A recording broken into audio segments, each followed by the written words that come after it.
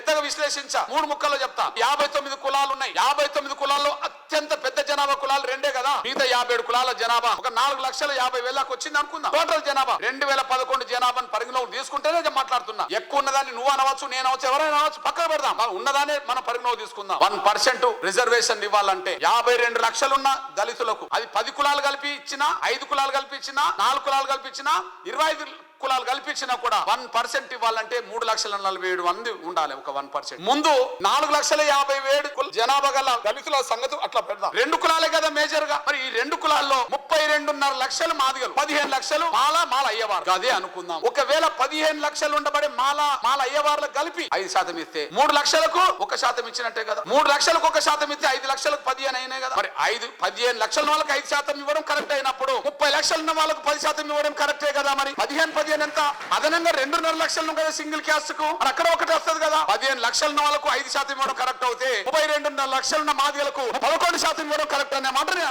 అనడానికి